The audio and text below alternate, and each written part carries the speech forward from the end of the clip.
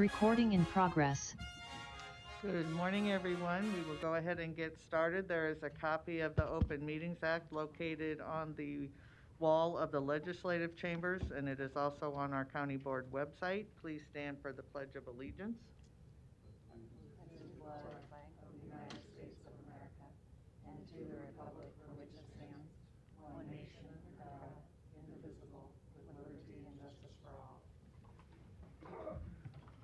I also forgot to announce there's the automatic external defibrillator on the back wall of the legislative chambers as well.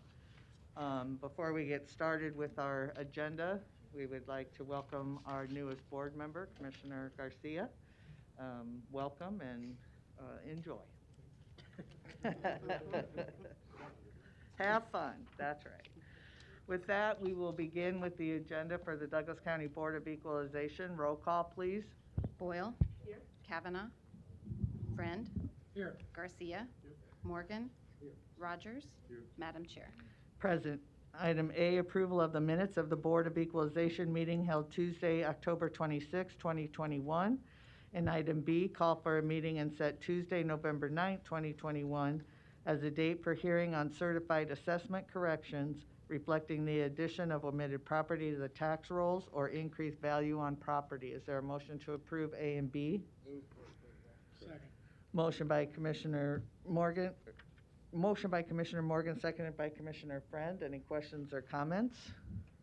Please vote.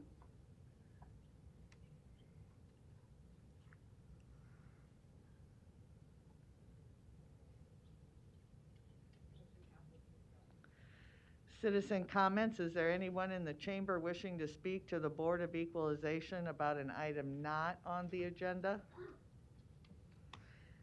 Seeing none, we will move to resolutions. We have resolutions D through J. Is there a motion to approve and adjourn? Commissioner, may I, Mike Goodwillie, Douglas County Assessor, Register of Deeds Office. Congratulations, Commissioner Garcia.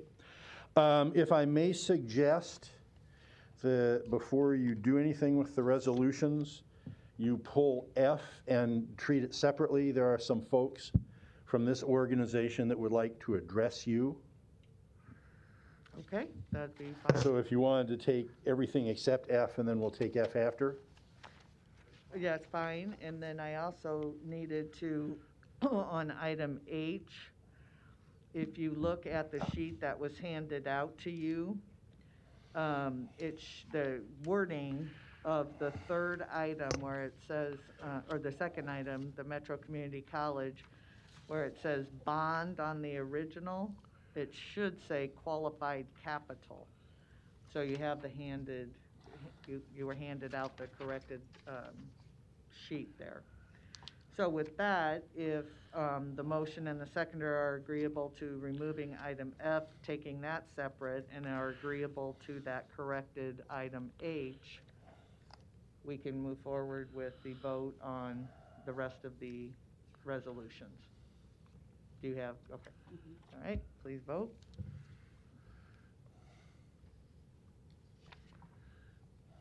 Motion passes. So with that, we will go back to item F, which is a denial of a 2021 permissive exemption application. Let me give you the background on that, Commissioners. Okay. This is New Bethel Church. They've been a church for a long, long time. The way our process works is exemptions, full exemptions are applied for in years divisible by 4, and in the intervening years, the organizations are supposed to file what's called a reaffirmation, saying basically, you know, the stuff we told you we were doing that you exempted, we're still doing it, okay? There are a couple of statutory deadlines to keep in mind. One is that that reaffirmation needs to be filed by December 31st of the year prior. So for 2021, that reaffirmation application needed to be filed by the 31st of December. An organization can miss that date and still file up to June 30 with a penalty for each month they are late. The way our process works, or what we do in our office is, in November we send a kickoff letter or email out to everybody we have in the system. And we did that with New Bethel on November 9th of 2020, saying, hey, time to file your reaffirmation. In mid-December, we see who's filed and who hasn't. We send another reminder with 2 weeks to go before that December 31st deadline. There was one that went out to New Bethel December 15th of 2020. Then when we get deluged with applications the last 2 weeks of December, we wade through those, and come springtime, we see who's filed and who hasn't. And we send a third reminder letter, which we did with New Bethel on March 22nd, 2021, saying, hey, you missed the deadline, but it's not too late. There will be a penalty, but you can still get your exemption application. And then finally, around the 1st of June, we see, all right, still who hasn't filed, and we send one last reminder letter, this time June 4th of 2021 to New Bethel, saying, hey, you got to get this filed by June 30. We heard nothing. Finally, New Bethel filed an application on September 20th of this year. There are some people here from New Bethel that would like to speak to you. The letters we sent out, we always use the address the organization gave us on their most recent property tax exemption application. So why the organization didn't respond to any of these letters, I don't know, and perhaps they can explain. But by state law, when we didn't get the applications, essentially that more or less forfeits the exemption. We finally got a late one. And so we did what the law requires us to do, and we sent a notice that we intended to recommend denial of the exemption application. So with that, I'm sure somebody from New Bethel would probably like to speak to you. Okay, thank you.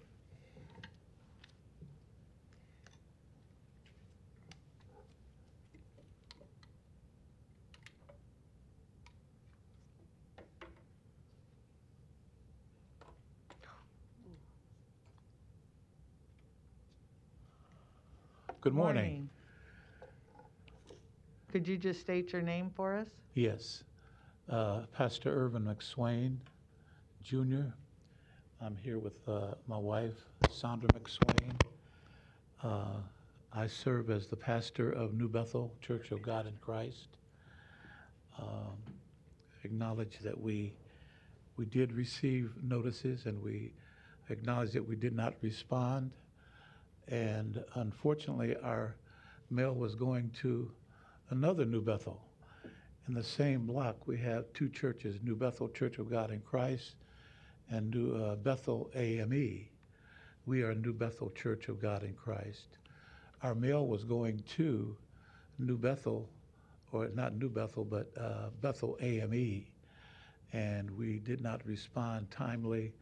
We acknowledge that we did not respond timely, but we appealed to this body to allow us to remain as a church under the ordinance.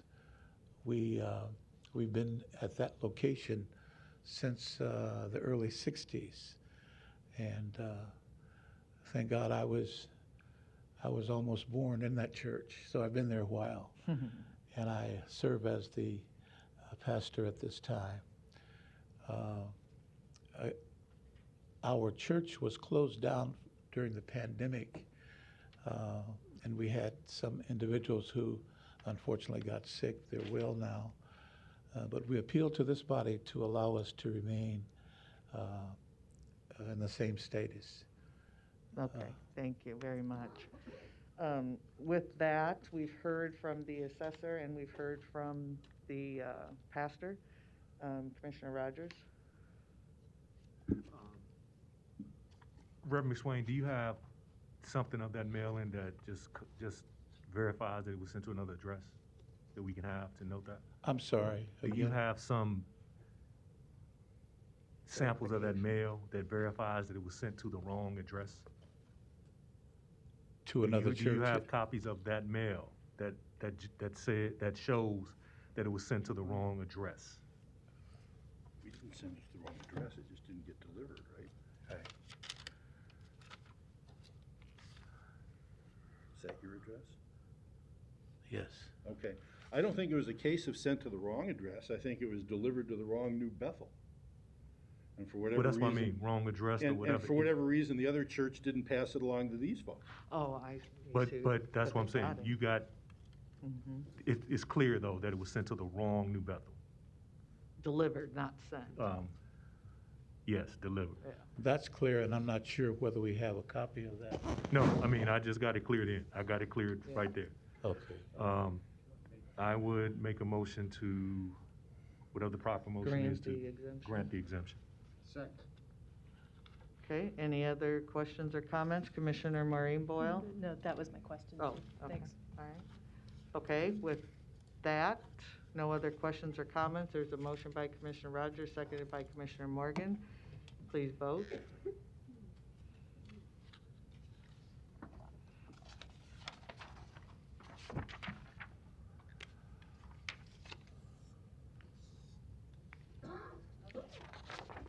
And that did include adjournment. Yeah. Okay, thank you for being here today. Let's chat out in the hallway, okay? Thank you so for very being. much. Yep, thank you for being here today. With that, we will move to the agenda for the Douglas County Board of Commissioners. Roll call, please. Commissioner Boyle? Commissioner Kavanaugh? Commissioner Friend? Here. Commissioner Garcia? Commissioner Morgan? Commissioner Rogers? Madam Chair. Present. Item A, excuse me, approval of the minutes of the Board of Commissioners meeting held Tuesday, October 26, 2021. The minutes from our pre-board meeting are available on the web. And item B, approval of the claims submitted for payment process through Tuesday, November 2nd, 2021. Is there a motion to approve A and B? So moved. Second. Any questions or comments? Motion by Commissioner Morgan, second by Commissioner Rogers. Please vote.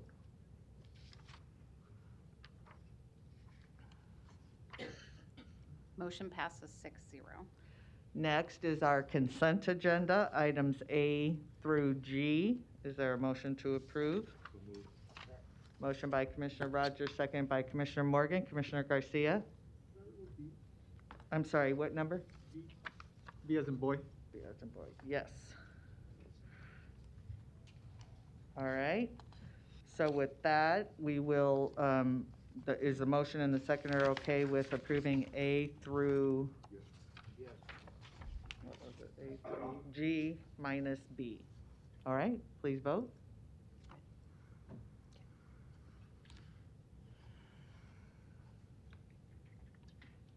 Motion passes 6-0. We will now go back to item B, approval of the grant-funded consulting agreement to assist the creation of a community family resource center in Douglas County. Commissioner Garcia? Yes, I had a constituent that just wanted a little bit more context on these family resource centers, just a little bit on the background of who we anticipate running these, and I'm sure it's in the very early phases, but nonetheless, just a little bit of background on this initiative.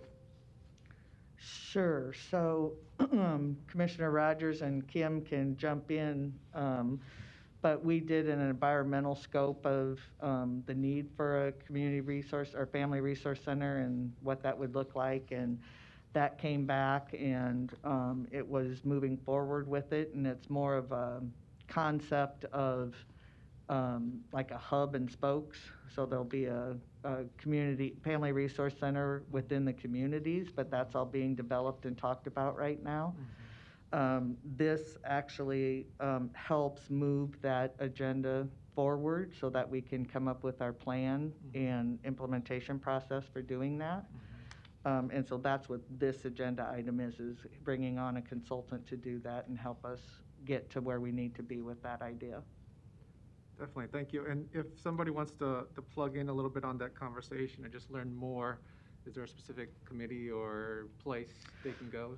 Commissioner Rogers is the chair of our Child and Youth, and he has had reports out about the Family Resource Center, and I assume, I'm not talking no. for him, but he'll continue to. No, two weeks ago, we had a Child and Youth Service Committee where this was the sole agenda. That was open to people from the public. They commented on it, went through it in detail about how it is. This actually is an agreement to now put the rubber to the road and implement it. So for the last year and a half, it's been the study, talking to community members. So this agreement actually is now implementation to start structure and other things of that sort. So yeah, it's been regular updates for the last year and a half, with the last one closing on the report and what the finalization was of it 2 weeks ago. I appreciate that context. Thank you. And Commissioner Garcia, we can have a sit-down for you to get from the beginning to now to understand the details a little bit better and actually get you the copy of that environmental study that was done on it. That'd be great. Okay. Thank you. Commissioner Boyle. Just a quick comment, is that, Commissioner Rogers, that committee meeting was actually very useful, very valuable, and it had a lot of information about this exact thing. Is that available online? Because that may be where Yes, the. clerk's office. Okay, so I think that anybody who's in the audience who wants to hear about that meeting, I think it was very specific, and Kim Havakati did a great job just explaining what the spokes are and what the nature of this whole thing was. And so I got a lot of clarity out of that, so that the fact that it's online, I think, could be helpful. And it was the Child Services Committee. Child and Youth Service. Child and Youth Services Committee from about 2 weeks ago. So that's online. With that, is there a motion Motion to approve. Is there a second? Motion by Commissioner Rogers, seconded by Commissioner Morgan. Any further questions or comments? Please vote.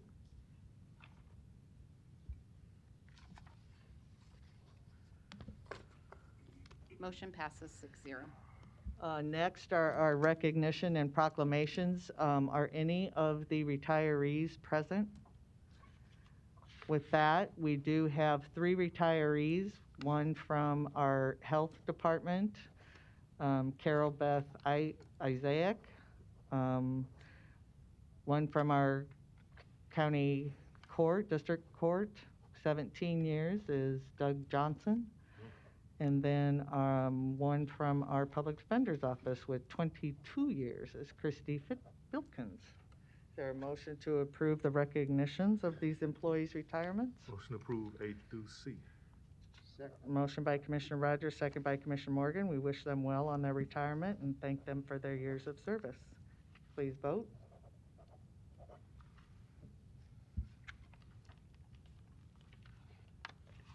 Motion passes 6-0.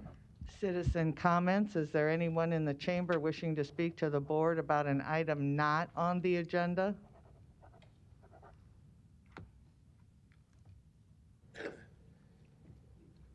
Good morning. Larry Storr, 5015 Lafayette Avenue, Omaha, 68132. I do want to compliment this body for having some somewhat reasonable rules, because you do allow citizen comment time of maybe 5 minutes if you're not out of order. Most of the other bodies around this town do not. Had a confrontation about that at the Omaha Public School Board last night. It wasn't just me. I want to point out today, however, that last week at the city council meeting, something happened that made me decide I was not going to keep my mouth shut. But there's a person that runs around these chambers, apparently, this building, and he is maybe not currently actively paid by anybody, but I suspect he's still an independent contractor of an organization called Noise. I'm submitting you some information today that proves some of the things I've been saying.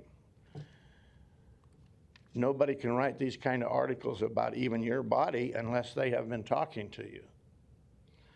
And I occasionally have seen him leave this chamber to go back there to try and find somebody, or out there to get an interview.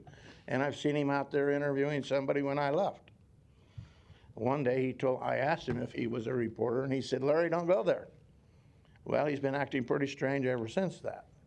Last week at the city council meeting, he marched in here and sat down right next to me, minus one chair, more or less a threatening way. So I began asking myself, why? Well, this is why. These are all the articles he's published in relation to this body. You can't get that information here when you're here. You don't tell us that here. He's been getting it through private interviews or something, or other sources. But I don't know how they can get those words that they print in these articles. Question is, why do these people have more access in these chambers than a citizen? Why do they get more access to you than a citizen? NoiseOmaha.com, you can get more information. They do get citizen community partner funding, which must be, some of those organizations get some funding through this body or through the city council. You can look it up. It says it on their website, who their partners are. So anyway, I want to run through just a couple of these while I've got time. Coronavirus relief bill, juvenile justice by Dwayne Lamont Hayes and Luis E. Jimenez. Lost alternative, solitary confinement in Nebraska. Solitary reform goes to the legislature, so he's busy down there too. Does downtown Omaha need another jail? He gets rather specific on Mr. Jim Cavanaugh quite a few times. These people also members of an activist group. It's in these documents. That meet at the Gluckser House. They're all citizen journalists, I guess you might call them. They use their blogs, but one of the documents in here says, well, you can get paid for that. So I expect this body to ask Lewis next time he comes up here and does not disclose who he represents, other than saying, I represent myself or my neighbor, and then giving 2 or 3 addresses. City Council last week, they were all chuckling about that. I don't find that funny, not at all, when he refuses to disclose stuff. And then he moves around every week. I don't know. Sometimes he gave them both addresses. 1 minute. What's up with that, folks? You need to question people like that.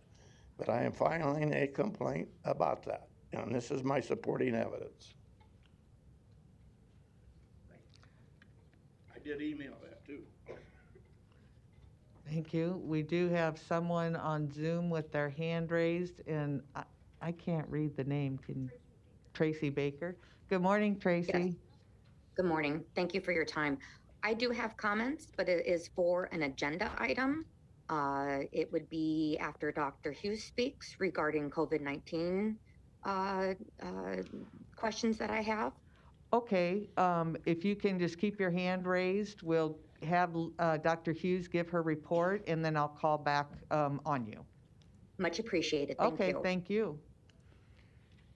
Anyone else wishing to speak to the board about an item not on the agenda? Seeing none, we will then go with our presentation on our COVID update and our COVID-19 vaccination plan update with Dr. Hughes, who is joining us via Zoom today. Good morning. Good morning, commissioners. Thanks for your flexibility this morning, and also congratulations and welcome to our new commissioner. I'm very much looking forward to meeting you in person and working with you. Lindsay Hughes, Director, Douglas County Health Department. I do not have the ability to share my screen this morning, so I'm going to be talking you through the data. So I apologize for that in advance, and we'll just take it slow. I will start off by saying that we are still in the high transmission category, so we are not out of the woods yet. Today we are sitting at 186.2 per 100,000 for our 7-day total number of cases. So we have over the past few weeks been declining in our numbers, which has been very encouraging. Over the past week or so, our numbers have climbed back up a little bit. I think it's safe to say that overall the trend has kind of evened out. So I think you could say that we've plateaued again. So we're still sitting in that high category. We're certainly not seeing the fast decline in numbers that we saw a year ago when we had a similar, much higher outbreak. Of course, we didn't have vaccines back then, but the trend is looking just a little bit different than it did last year when we were going through a spike. So right now we're kind of just sitting in that upper hundreds. Still certainly seeing plenty of cases out in the community. Hopefully we'll start to see those come back down again soon. In terms of cases and where we are seeing cases population-wise, We continue to see the highest proportion of those cases, of our cases, happening really in our kids and adolescents. So over time, we saw a slight decline in the number of cases that were happening in our kiddos, but that trend has reversed since about mid-October. That has increased again, with the greatest proportion of those happening in ages 5 to 9. So the good news is that we have a vaccine that's coming hopefully in the next week or two. So hopefully we will be able to start addressing this very soon for this age group. But that it has certainly grown quite a bit within that age group. So we do continue to see that, and we are definitely still seeing clusters within our schools, and we are working with the school districts as usual to contain those. There really isn't any surprise in terms of where within the community we're seeing cases happen. So if you think back to what that map looked like in the times that I've shown you our zip code map before, really our cases are showing up pretty much where they have before. So we're seeing high numbers of cases. Zoom. I am able to see my dashboard. I'm sorry that you're not able to see my dashboard this morning. So we predominantly are seeing kind of diffuse cases throughout the community. Again, kind of through that Millard, Elkhorn, Bennington corridor, and then across really through the central area of Douglas County is where we continue to see most of our cases popping up. In terms of hospitalizations, no surprise there, our hospitalizations continue to be very high. So as of yesterday afternoon, we were at 85% occupancy rate for our hospital systems in the region. Again, that's across all hospital systems. So we do have some hospitals that are quite full. We have others that may have a couple of beds. So, but when you take them all together, about 85% full. ICUs are 83% full right now. Pediatric ICU continues to be pretty full at 86%. Right now, I believe 5 of those are COVID patients for pediatrics. And then for ventilator usage, 41 people are currently on ventilators specifically for COVID-19. Last week, we had 7 deaths that were reported, and of those, 5 of them were not vaccinated. That's a pretty common trend that we've seen with the deaths that are reported. I've really seen between 75 and 83% of the deaths that are reported are unvaccinated. So really predominantly what we are seeing is that the sicker patients are more than likely to be unvaccinated. So of course, that means that we continue to really encourage people to become vaccinated.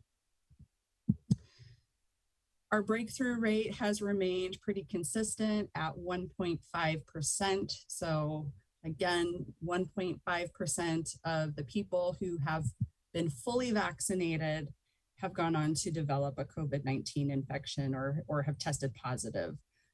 So that is what we continue to see here.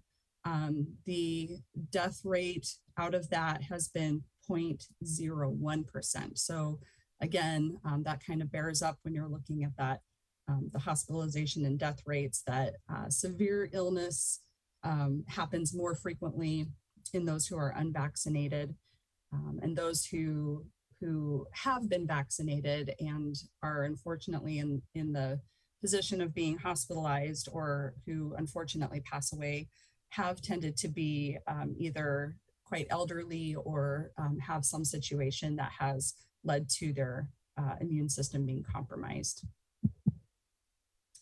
A little bit more about vaccinations.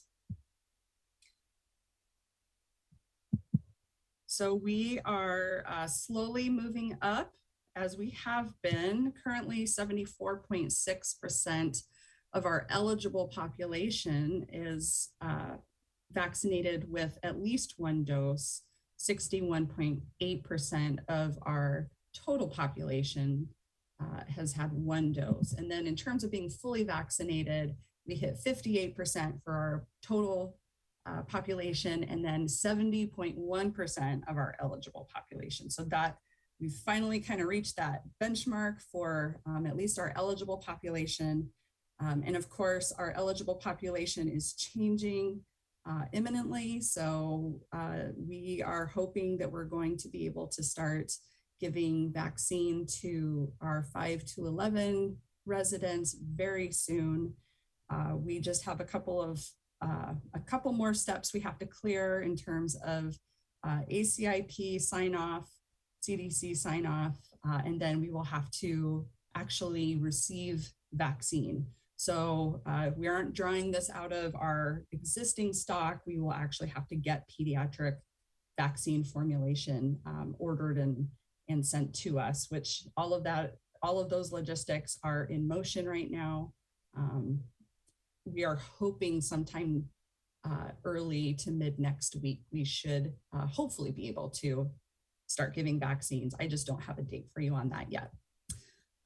In terms of our adolescent population, vaccinating has kind of slowed down there a little bit. 64.6% have at least one dose and 58.5% are fully vaccinated. So it's possible that when, our 5 to 11 crowd is ready to be vaccinated, hopefully some parents will decide to bring their older kids into and get those taken care of, fingers crossed. We do continue to have quite a lag in our Black population and our Native population in terms of our getting vaccinations taken care of. So we are working with our community partners to strategize around that and hopefully find some ways that we can both message in a way that builds trust and helps people to feel more comfortable with getting that vaccine, and also to provide vaccinations maybe in some areas and in some more consistent formats that might be more acceptable. So we're working on that. We are also working on those plans for adolescent and child vaccine rollout. So we are working currently with schools. We are working with pediatricians. We are working with our community partners to best optimize how we can get our 5 to 11 crowd vaccinated. So all of those plans are ongoing. I can't give you specifics right now because everything is kind of fluid and still moving. So please, for anyone who's watching or listening and is interested in this information, if you go on our Douglas County Health Department website, we post information on where vaccine is available through us pretty regularly. We update that website sometimes more than daily.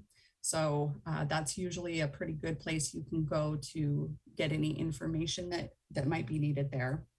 I also wanted to just give you a quick update on testing. So making sure that free testing is available throughout our community has been a challenge since Test Nebraska went away. So Nomi Health stood up a test site at Oakview Mall, which we felt was a little bit too far west for a lot of our population. And so we did work with them to stand up a couple of other sites. It took a little while, but we do now have 2 other test sites that are open. One is at the Fort Omaha Metro Community College, and the other is at the South Campus, the South Omaha Metro Community College.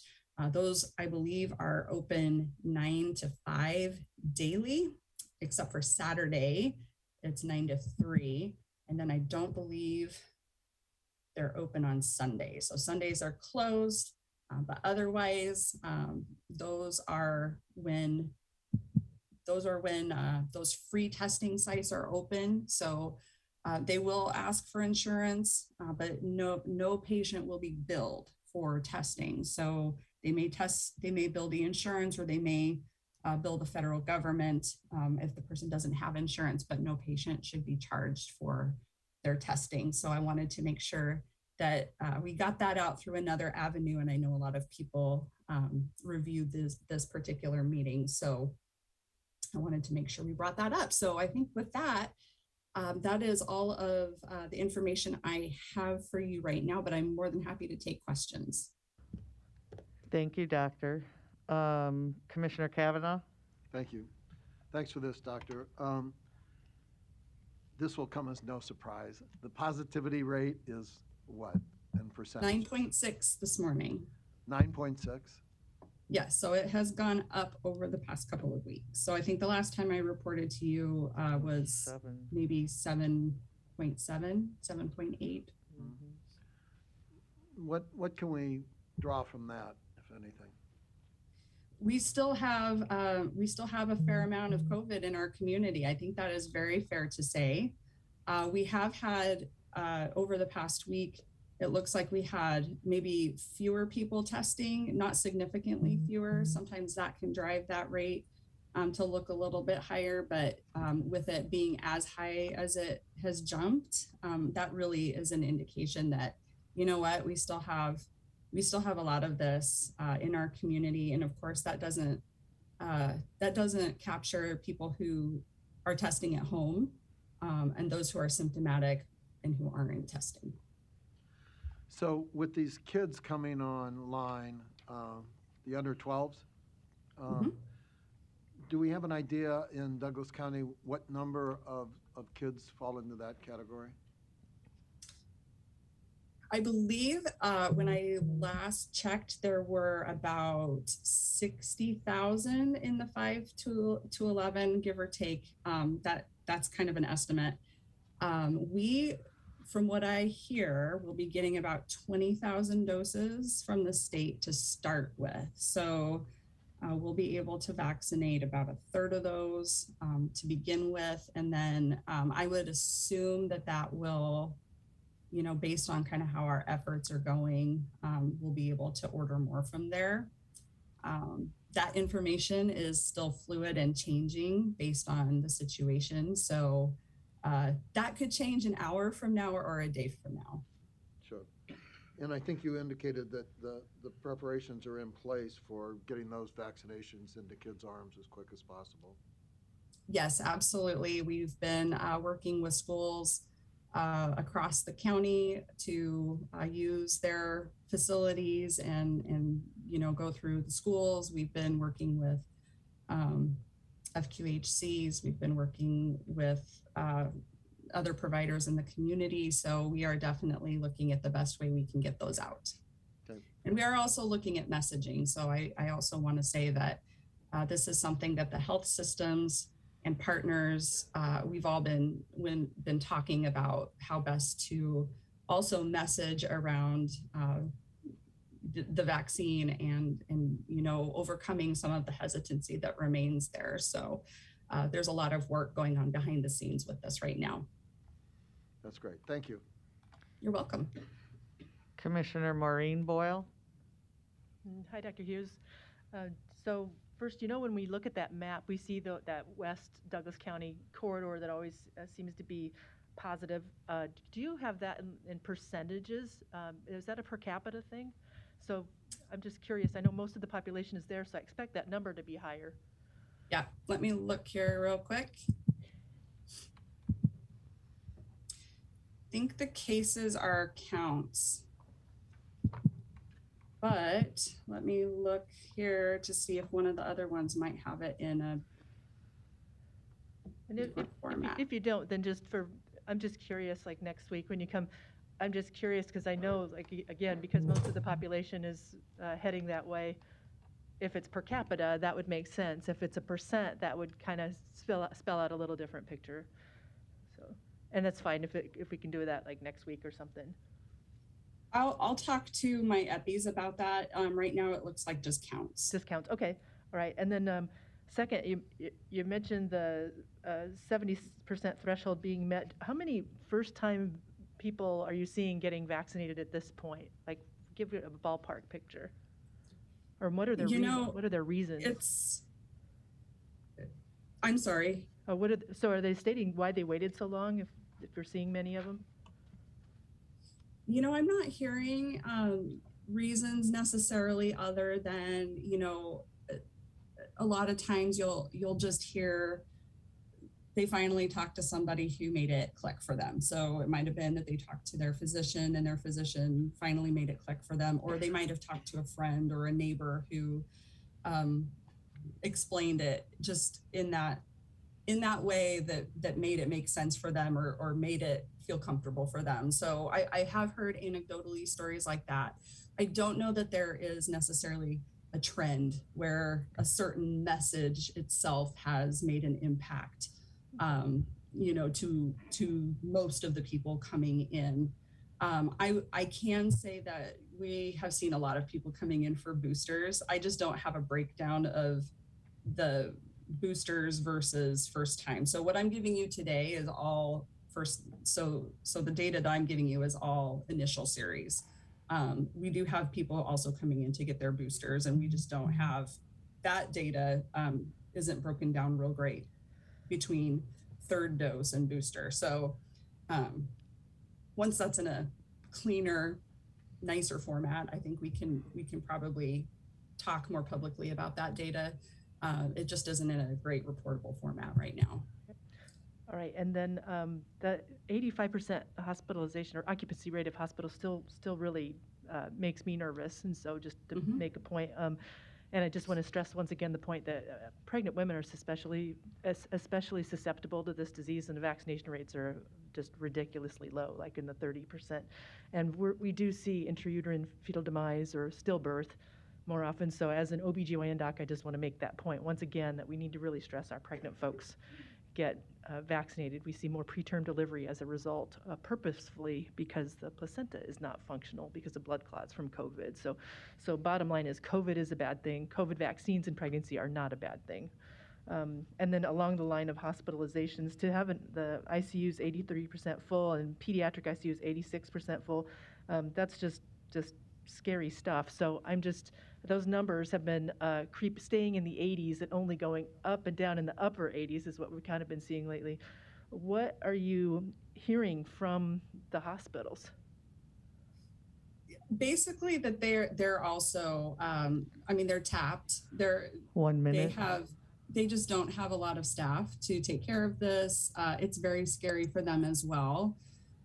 You all know that these high hospitalization rates, and yes, we went into the 90s for several days last week, which was, my heart stopped. Yeah.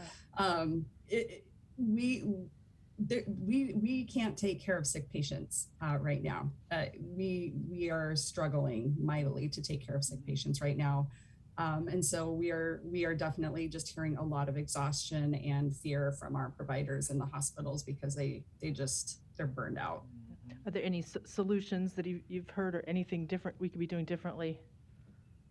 No, I mean, if we can find some more staff to hire, that would be fantastic. So a lot of the issue is staffing. Again, that's a challenge that we're seeing nationally. We're seeing everywhere across. Commissioner Garcia?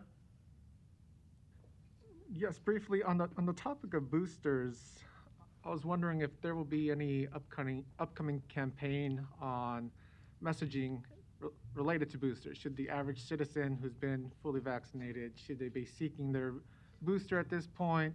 You know, are we rolling out some kind of campaign that kind of guides the average citizen on that, including myself? And is this something they could get at, for example, the South Omaha clinic at the Metro Community College that you mentioned, or do they need to go through their private physician? Which makes it a little tougher for some. And combining that with knowing that, you know, a year and a half ago, with the meatpacking plants really being ravished and having a very difficult time with the population there, especially in South Omaha, getting COVID.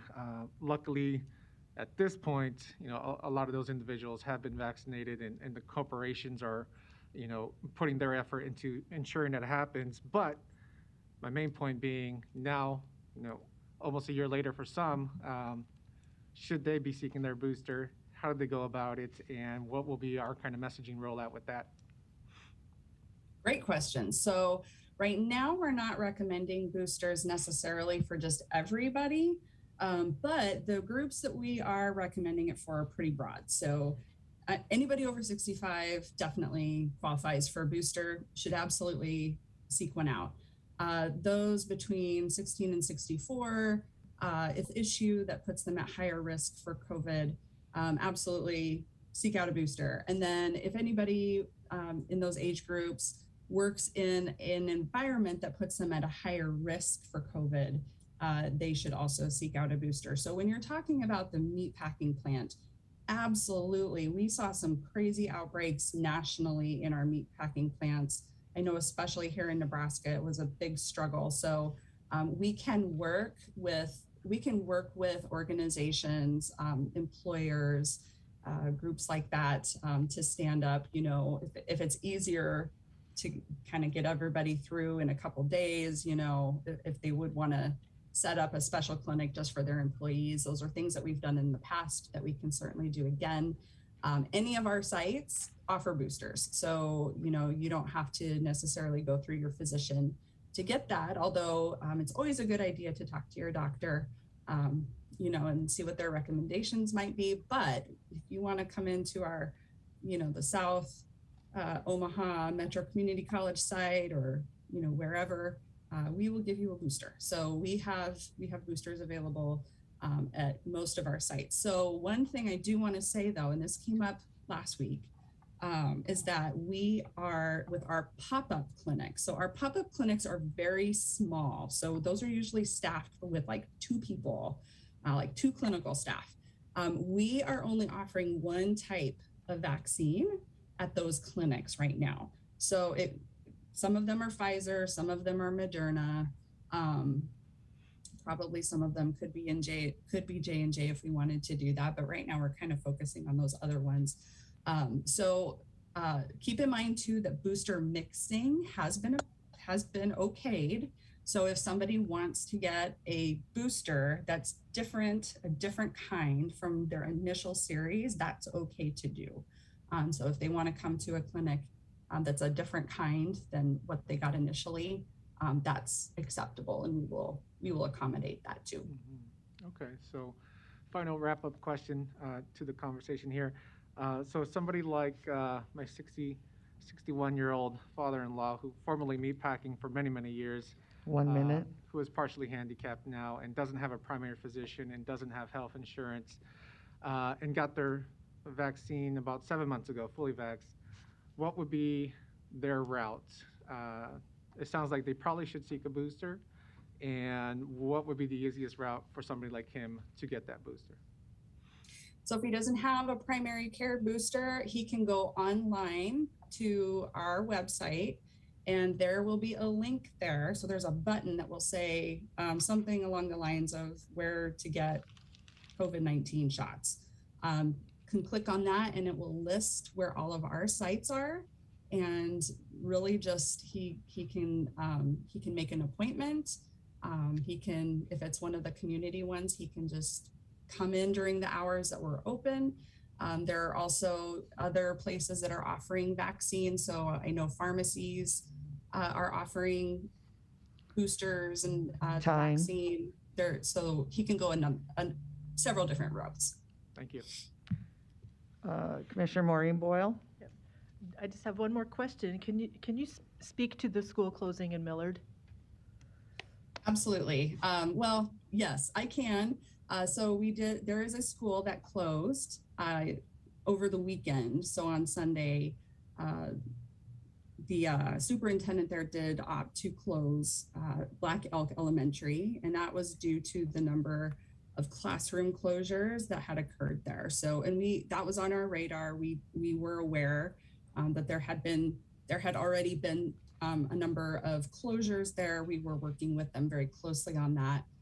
We did talk on Friday and just, put that on the radar there that, they were sending a lot of people home.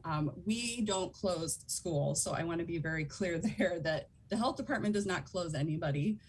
We certainly can make recommendations, but we don't actually close anybody. So we did have conversations with their health services staff and with their superintendent. And then on Sunday, because they had more cases that had come up over the weekend, they did make the decision to go ahead and close. My understanding is that they are closed through maybe the 29th. And so they are taking, I think, a very good approach to trying to get this under control.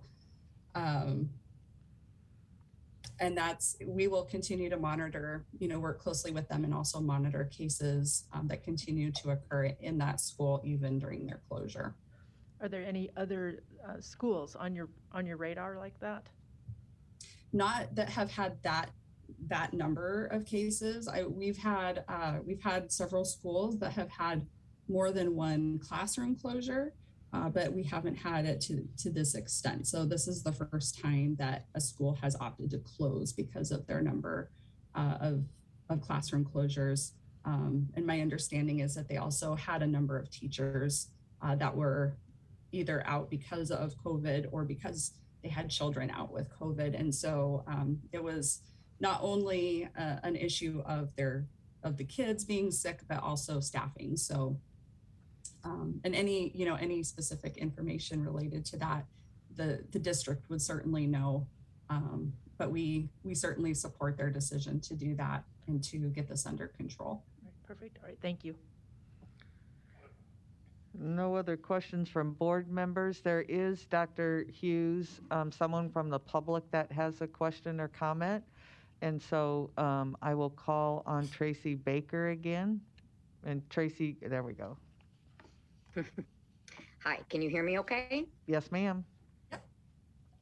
Okay, so just a few comments to make as a concerned parent of a 10-year-old. I live in Bennington. I have no representation on the City Council of Omaha or the Bennington City Council, so I am relying on Douglas County at this point in time.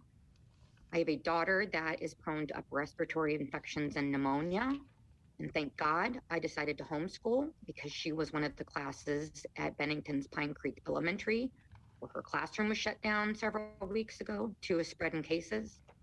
I guess at this point, Dr. Hughes, I feel bad that you are in the position you are in, but for the fact that we have schools now shutting down, I would think, much to the dismay of Governor Ricketts, I wish you'd issue a mandate anyways, because that's obviously what we need at this point in time, and let him take this to court, because this is getting out of control, in my opinion. I think including in your presentation weekly, we should be seeing numbers by schools and comparing those that have mask mandates versus those that don't. For the fact that so many classrooms and now schools are shutting down, and this didn't happen last year, proves that masks work.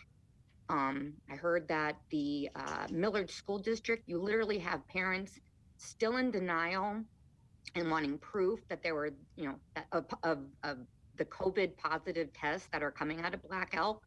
I find that just appalling that these parents feel this way.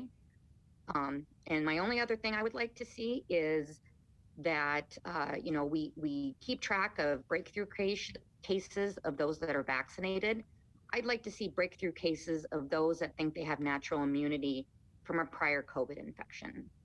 How many of those people are being hospitalized? CDC just had another study come out last week showing that, getting a vaccination on top of your, quote unquote, natural immunity is better. I'm tired. I mean, even my own family members have had COVID and don't think they need that vaccine, which frustrates me. But like I said, we see the percentage of breakthrough cases for vaccinated. Let's see the same thing for those who think they have natural immunity. I think it would help prove that, vaccination for those individuals is what needs to be done as well. So thank you for your time. That's all my comments. Thank you, Ms. Baker. I really appreciate your comments, and absolutely, we want people to get vaccinated. regardless of whether they've had COVID or not.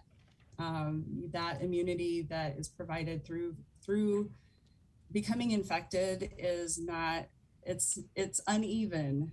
So some people may develop immunity for a couple months, some people don't.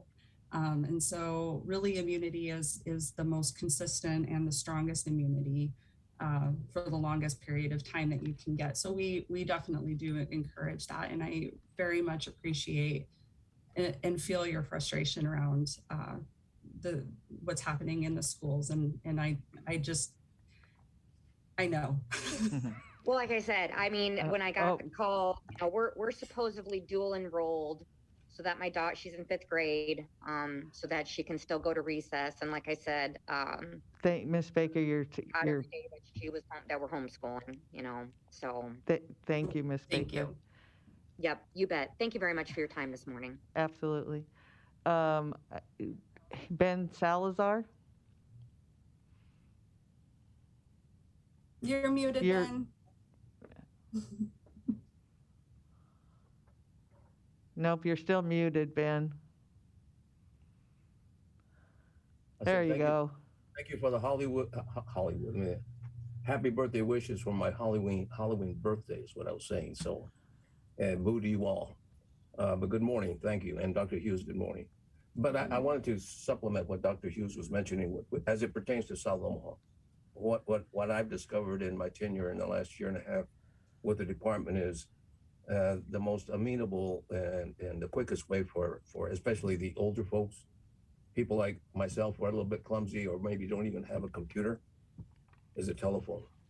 A telephone call will do two things: lined up where they can go get a shot, and if necessary, where people can come to their home to give these folks a shot. So that system is currently underway through our propaganda, our public relations, and material that we're spreading through South Omaha. But the other way is for the elderly, and I run across this frequently, is many of them have children, grandchildren, relatives who do assist them, who do help them. So for those few folks, I think the percentage is somewhat small, who are living in isolation to a large degree. I think the new and upcoming, and maybe still under design, the mobile units that are under consideration from the department that will roll out, and I don't know if they've rolled out yet, Dr. Hughes, or not, but they're planning to roll out at least one into the neighborhoods, which I think is a fantastic idea, because this will reach into the corners of the communities where maybe we haven't been before. So there are some rollouts, and so there are some options, but I think the numbers in South Omaha are still increasing in terms of vaccinations. And for my part and my colleagues, we're still going to continue to do the best we can to gently push our folks to get vaccinations. So there are other methods that are being implemented as we speak. And one other thing that I don't know if it's been implemented yet, Dr. Hughes, but I think there was a grant proposal under consideration to place a health worker in both North and South Omaha. I support that thesis. I support the idea. Personally, I would prefer 2 or 3 health workers in one location, because I think the activity would increase, just the number of folks once they discover you're there, the health department is there, a shop is open. I think you're going to see a growth in significant in numbers of people that are walk-ins, wanting to get information, wanting to have person-to-person access. In our community, person-to-person access is so important. Anyway, my 2 cents. Thank you for the time. Appreciate it. Thank you. Thank you. Yes, and we will come to your house. So to Mr. Salazar's point, if somebody wants to actually pick up the phone and call our line, they can actually schedule a time and we will come to your house to give your vaccine. So yep, front door service. Yeah. Let's just take a quick peek here at the gallery and make sure we have no other hands up. Okay. No other questions or comments? Thank you, Dr. Hughes.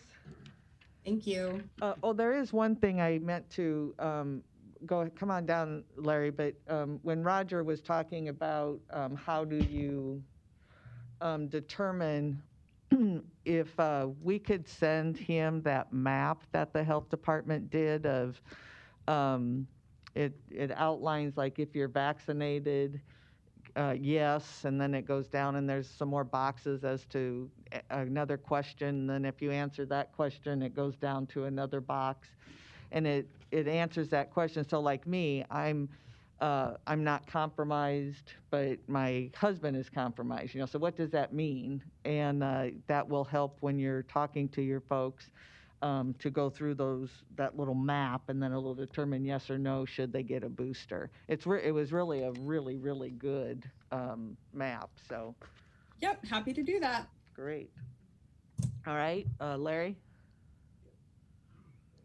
Larry Store, 5015 Lafayette Avenue, 68132. I guess first of all, I need to clarify if this is one of those presentations where you can have back and forth communications. Two of your guests seem to be doing a presentation of their own. The main presenter here was Lindsay. Now, there was some back and forth maybe with Lindsay, but there were some speeches in there. And I think probably that was a little bit out of order. There is some discussion that there are no rules in this body, or you make them up as you go. So I'd like clarification. What's the difference between a presentation where we can do this versus a testimony on an item where we cannot do this for the citizens? But also, there is such a drumbeat to try and force everybody into masks and force everybody into vaccines. And now they're going after the 5 to 11-year-olds. Just last night, now I suppose all the news I read is fake, but Johnson & Johnson vaccine seems to be causing blood clots. Why in the heck would I tell my grandkids to get that shot when there are too many people that disclose health risks due to vaccines that we don't know anything about? They're not proven over a period of time, a lifetime. I may have natural immunities. I may not. But I am not going by what seems to be experiments like Adolf Hitler conducted back in the 30s. Maybe, 30s probably. Not unlike it. But the government is rushing us to this. You guys are buying into it. You maybe need to think about the overall public safety of this. Thank you. All right, with that, we have no other comments. So again, thank you, Dr. Hughes, for being here today. With that, we will move on to our committees, and under the finance, we have a number of items. The first one is our budget report as presented. Our next one is a approval of a consulting contract with Deb Anderson to assist the county in determining the mental health programs and services to fund with our ARPA and general fund dollars. And as you know, we have talked a little bit, and we'll be talking about it further during our ARPA meetings as to what do we want to do with our own community mental health center. And again, we have many departments within county that touch or provide or have something to do with mental health. And so I think it's important, and it was obvious, I think, over the course of time, important for us to have someone that could provide that leadership for us to pull kind of everything together and help us present a plan, a cohesive plan of what we're going to do. Deb comes with about 30 years of experience in the mental health arena, and I think to get us started or really kind of off the dime as to where we want to go, this would be a good step in the right direction for us to do that. So with that, do we have a motion to approve? Motion by Commissioner Rogers, seconded by Commissioner Morgan. Commissioner Kavanaugh? Thank you. I don't know if Ms. Anderson is here. She is. Is she going to speak? Not necessarily. Okay, well, this is kind of popped up at the last minute, the proposal for a contract for anyone to do anything along these lines was never discussed in any of the ARPA committee hearings, which is problematic for the process that was established by this board and now is not being observed. So nobody in the public has had any opportunity to discuss this at all. The resume for Ms. Anderson reached us, the board members, yesterday after I asked questions in the pre-board meeting, which was the first we saw of that. The contract has broad duties, including creating a strategic plan to improve mental health services in Douglas County and facilitate all meetings of county commissioners and staff with members of the public, private, and nonprofit sectors in Douglas County, which is pretty sweeping. The salary, or such as it is, of $75,000 was never discussed. And so I guess my questions would be well, initially, Joe Lorenz, who's compiled, and I commend him because I keep track of them, a comprehensive book of requests. Did we ever receive a request from Ms. Anderson? Because I don't see it in our latest compilation, Joe. No. So there's been no request for these services like everything else that was considered or is being considered. And that's the process that was set up by the ARPA committee, which is now being discarded. There were no hearings on this, and I guess I would ask, and maybe Patrick would know, relative to this contract, who drew the contract up? I put together a contract, I sent it to Deb and to the county attorney's office, and we worked together to come to an acceptable contract. And so you negotiated, I guess, the $75,000 salary for this person? That's correct. And this was not discussed in any meetings that had to do with ARPA that we've held, correct? Not at the ARPA meetings, it was discussed at the meeting we held yesterday. Right, the first discussion was at the pre-board meeting where we went through the agenda item that this appeared in for today. The problem that I have is this is really sloppy procedure relative to a really important component of our ARPA funding, which I think, by all accounts that we've had so far, would fall into the purview of the process that we've established for all other ARPA funding projects, which is submit a proposal to Joe Lorenz, let's have a public hearing on it, people can discuss it. I have reviewed Ms. Anderson's resume that we received late yesterday afternoon, and it's replete with employment in the child advocacy realm, most recently with Project Harmony from August 2008 to August 2021. And it's fine from a child advocacy point of view. This is not a juvenile grant that we're talking about. This is ARPA for mental health, which is much, much broader. And you know, it would probably attract a wider audience, including our own mental health services, which employs many, many, many people that could possibly do the same work rather than bringing someone in to do a broad selection of very undefined things for a salary that Time. is far in excess. Commissioner Maureen Boyle?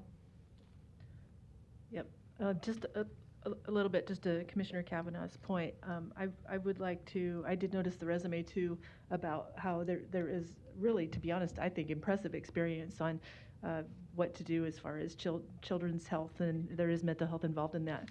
But Ms. Anderson, I would like to hear more about what the experience is in mental health, and specifically when you think about what the goal of this mental health project that the Douglas County Commission is undertaking.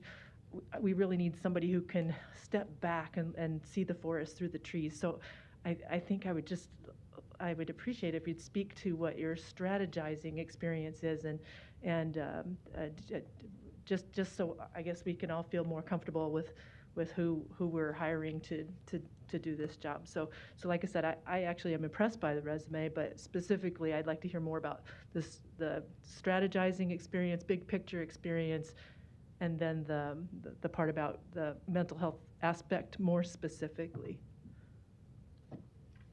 Yeah, come on down, Deb. And just state your name. Just state your name for the record. Good morning, my name's Deb Anderson, and I'm happy to respond to your questions. I have a master's degree in social work from the University of Missouri. I have a PhD in public administration from the University of Nebraska at Omaha. And my specialization has always been organizational theory and change, and so it is very much of what would be considered a macro kind of a focus.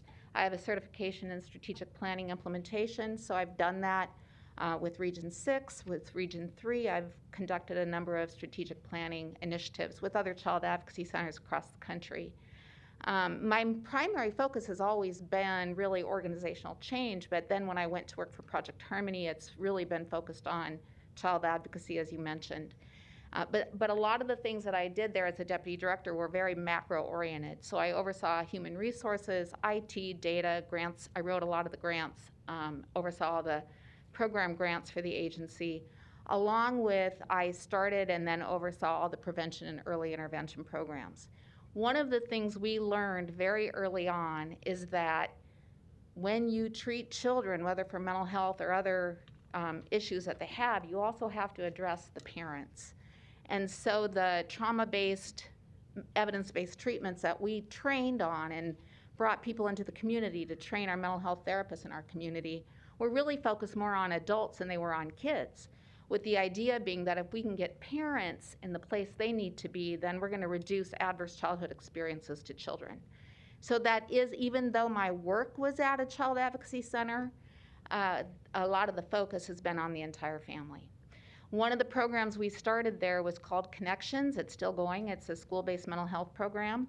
The idea being that oftentimes parents are more willing to seek mental health treatment for their kids before they will for themselves. But we always design that program so that if we can get the children in for mental health treatment, they are the gateway to getting the parents involved. So it has always been a whole family focus model, and that is the way we think is the best way to address mental health. Okay, and then just along those lines, I'm thinking about the nature of this project is going to be looking at coordination between different organizations, looking at our medical community, looking at governmental entities, looking at private entities. And so I guess because we've not met, this is our first experience, like Commissioner Kavanaugh, it'd be just nice to know what experience do you have with these different entities? And I like the organizational background, the strategizing, but how do we get all of these players at the table before we commit all of this money to mental health? To mental health. So part of what we would do is we'd work with all those different entities that you mentioned, which would mean focus groups, interviews, sitting down and talking with all the leaders, asking them who they would want to have involved in those meetings, gathering input from them. It's basically doing a needs assessment or an environmental scan of the mental health services that the county is providing. So that would be the strategy that I would use, and then that would come to this council, and then you would make the decision about where you want to go from there. I'm not sure that got exactly at what you were trying to get at. Yeah, I just see this as an overwhelmingly huge project. It is huge. Yeah.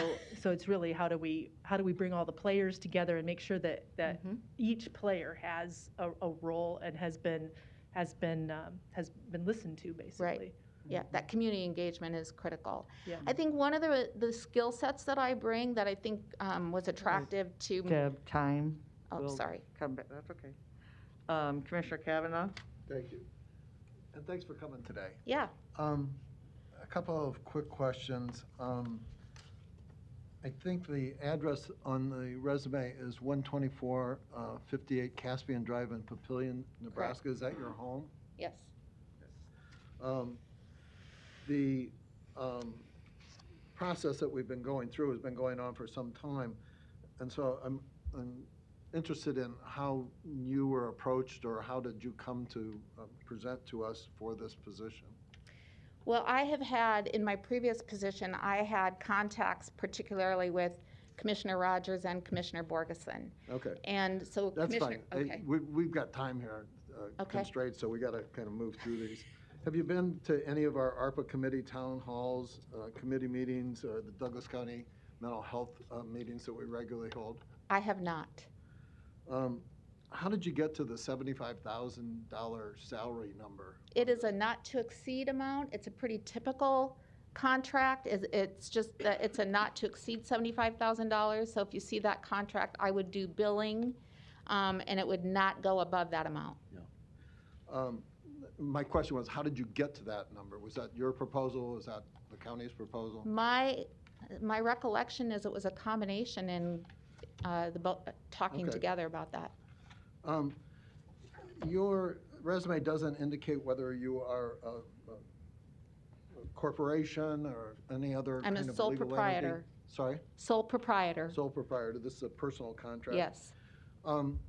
You are not affiliated with the Project Harmony Child Advocacy Center any longer, is No, that I'm correct? not. Okay. So you're an independent Yes. sole proprietor contractor. Do you have any other clients? No. Thank you. Commissioner Garcia? Just a quick question, not necessarily for you, Ms. Anderson, perhaps for legal. Just, could I get a quick clarification on the page that says page 1, provision 2?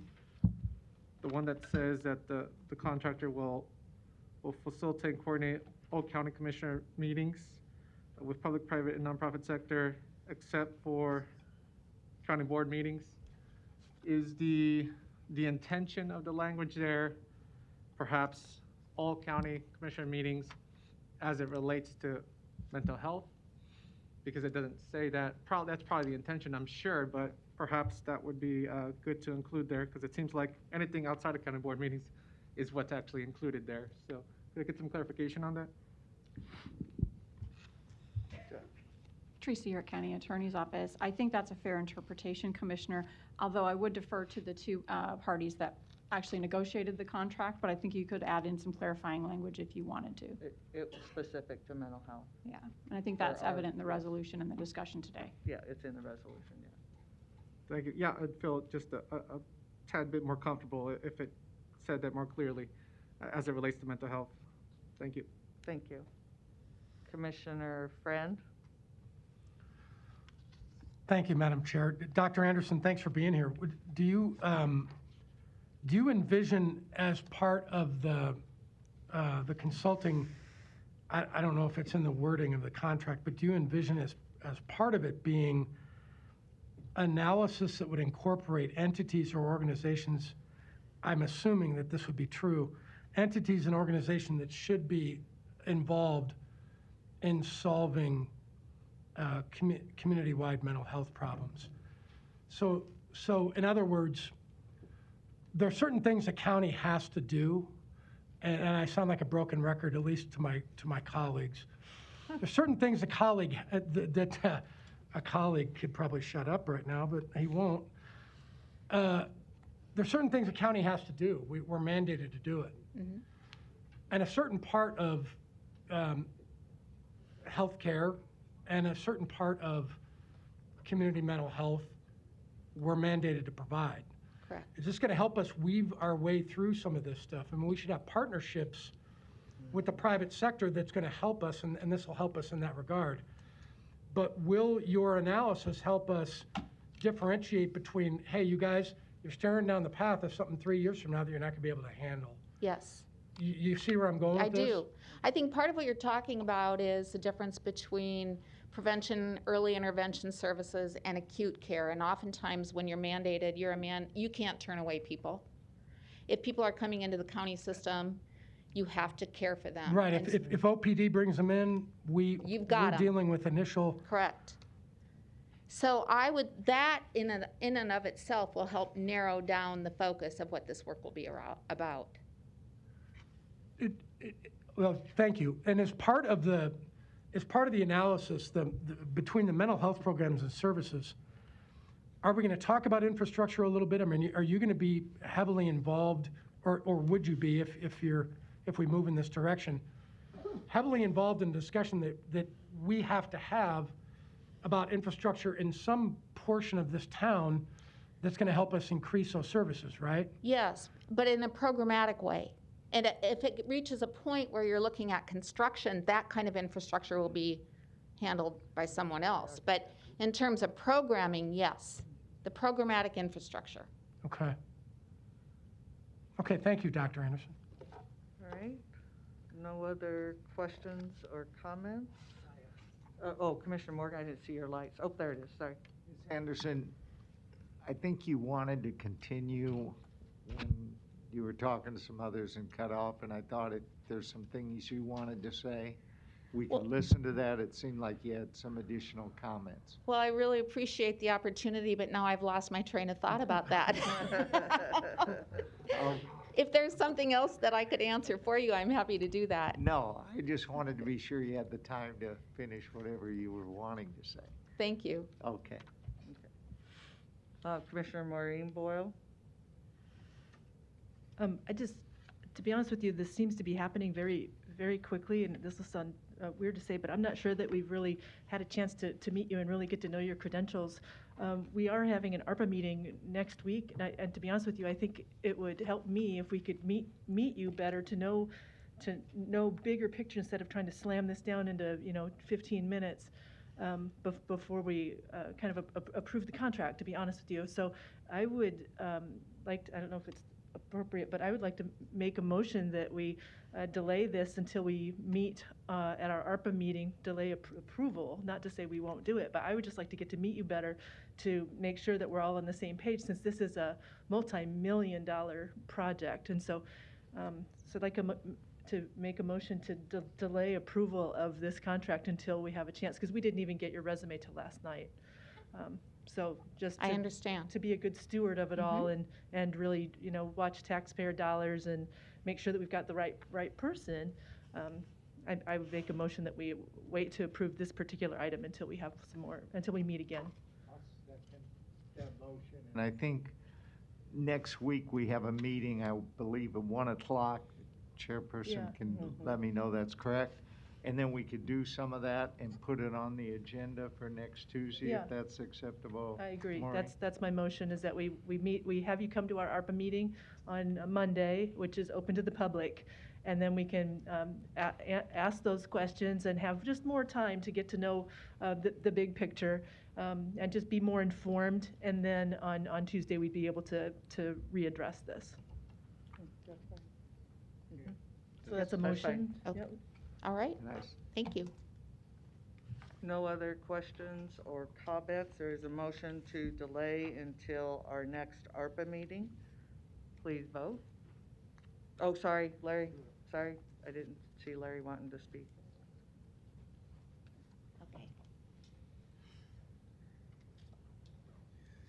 Okay.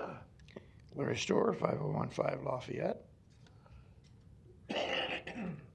Omaha 68132.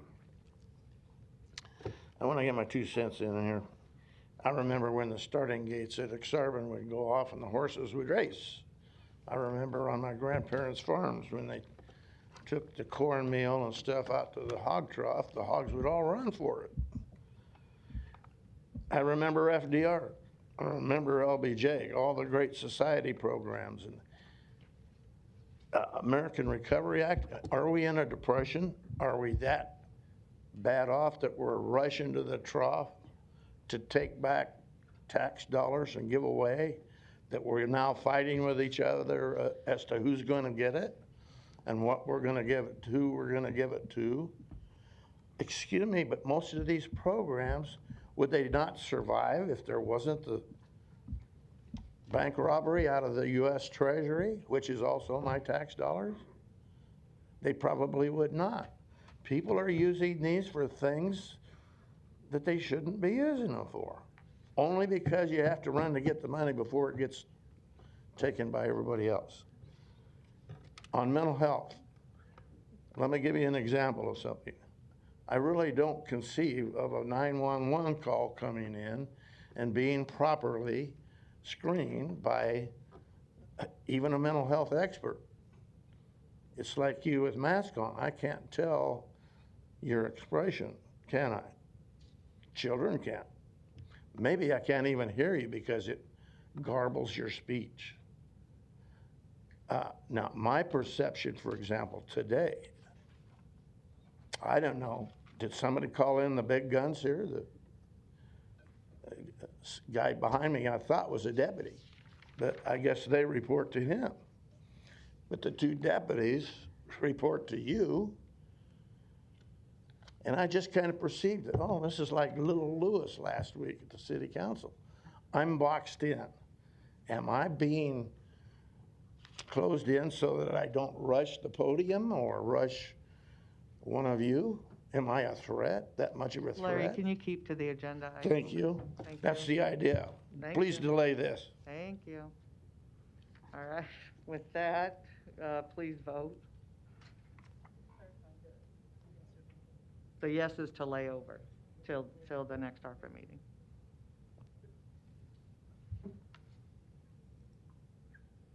Motion passes 7-0.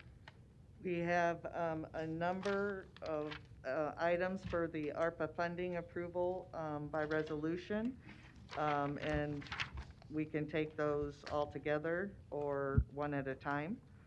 But it's the mental health training for the 911 communication staff at $19,500. There is an ARPA funding approval for the Visiting Nurses Association Mental Health Shelter Nursing Program, $354,000. $165,000 for Omaha Integrative Care for mental health services, and $189,000 for well-being for a campaign to reduce mental health stigma. Is there a motion to approve? So moved. And we can talk about any of these since I read them all off at once, but there was a motion by Commissioner Rogers and seconded by Commissioner Friend. Commissioner Friend?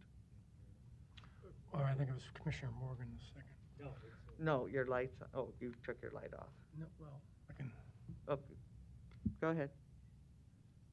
Okay. Thank you, Madam Chair. This is going to be an interesting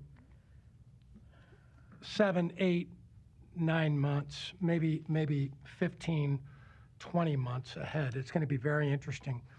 The reason that for these particular items on this list that I've analyzed pretty thoroughly, and the reason for my approval is, and this will happen over and over again. Like I said, for the next 15 or 16 months, we're going to be going, where are you going? Why is the approval here? What did you see? What type of pressure do any of these things actually take off of government-driven community mental health issues or government-driven core responsibilities? The reason I'm backing these particular items on here, and we can do this every time we run through one of these things, if you'd like, is that we've got $55.4 million this year, $55.4 right next year. And right now, for this year, we have over $85 million in ask. So, of course, there's not enough money to go around. Get it?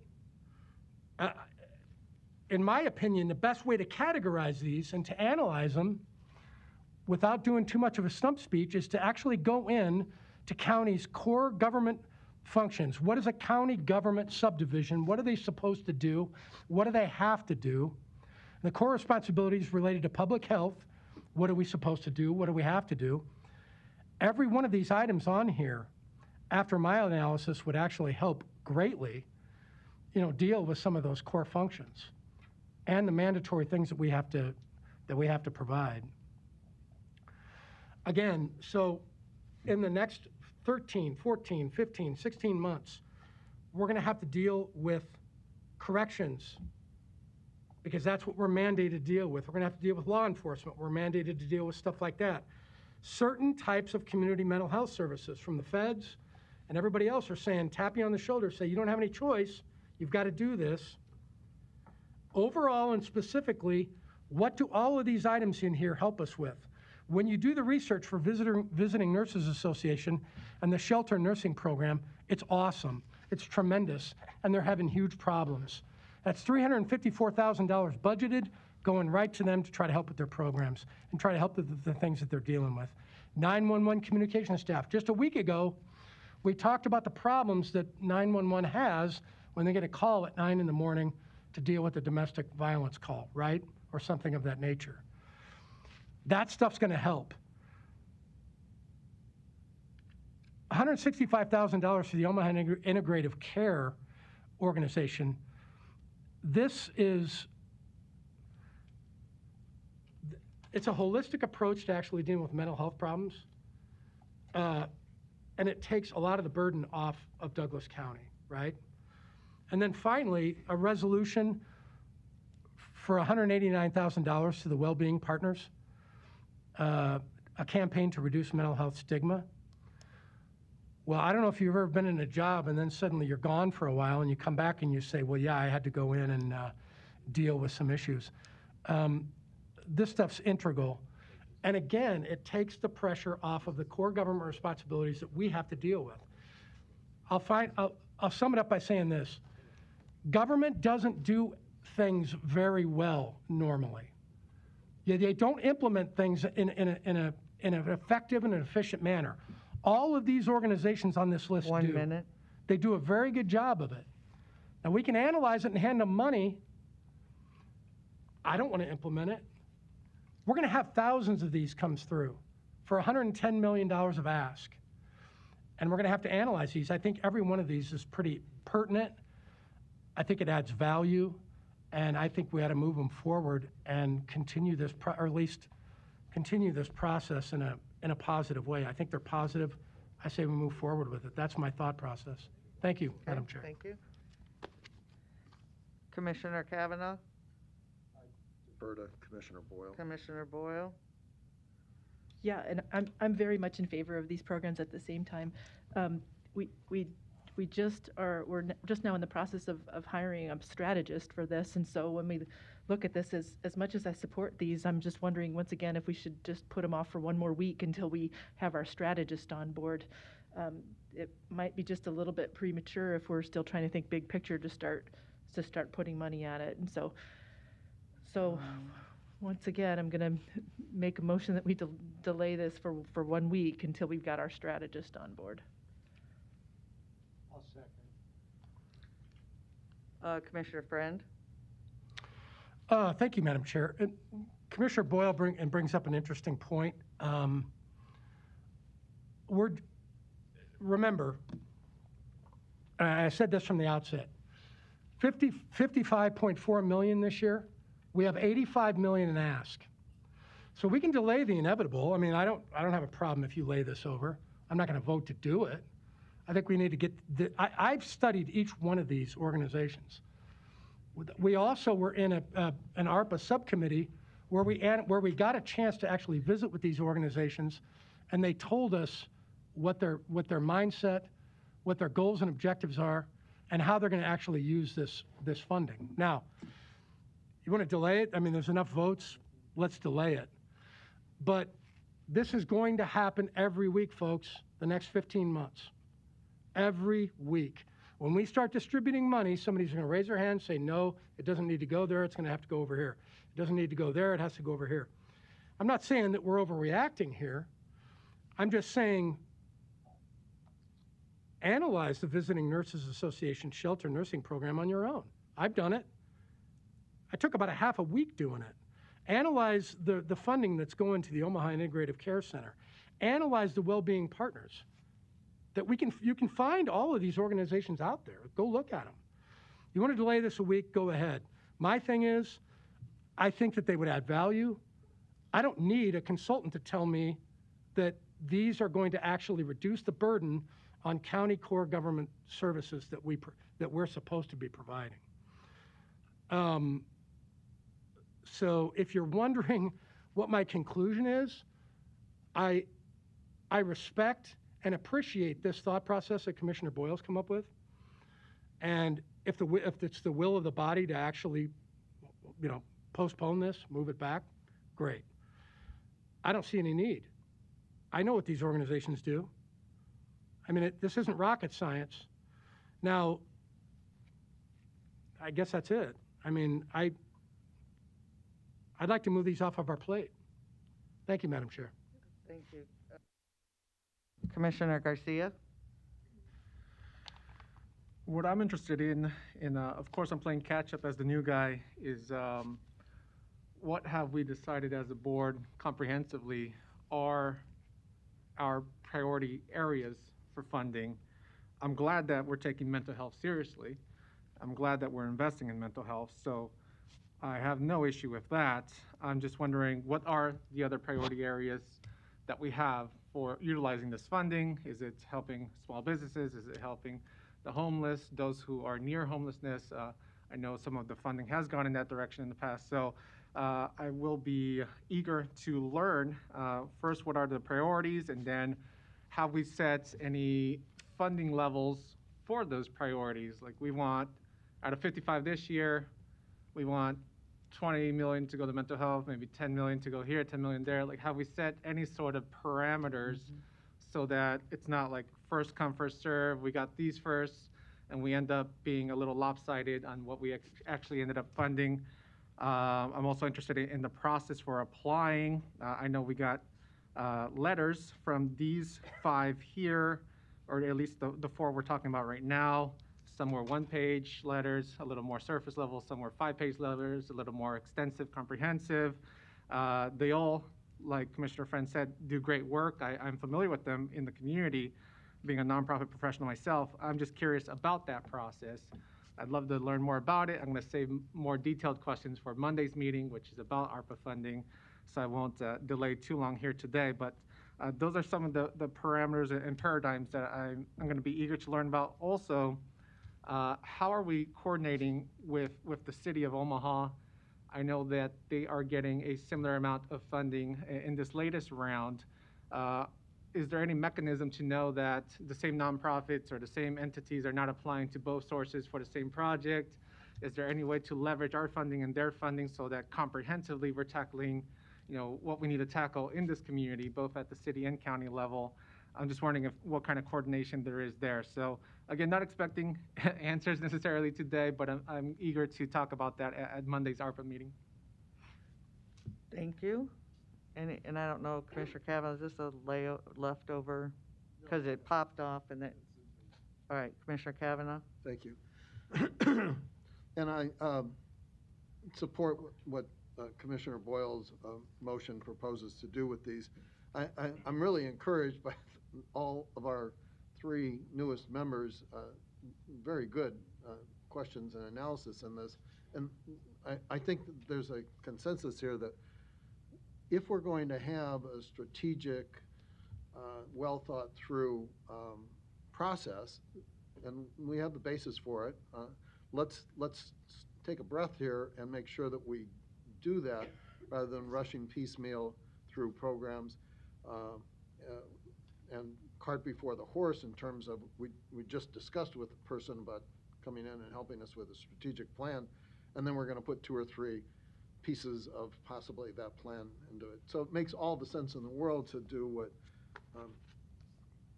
my colleagues are talking about in terms of, let's put this off until after the ARPA hearing next week, where we have a chance to hear from Ms. Anderson, go into some more in-depth planning in a just a logical, best practices, business-like way for this enormous amount of money. I mean, Commissioner Friend is exactly right. We're going to get these requests one after another after another. I have a whole book of them, and all of you do too, and they haven't quit coming in.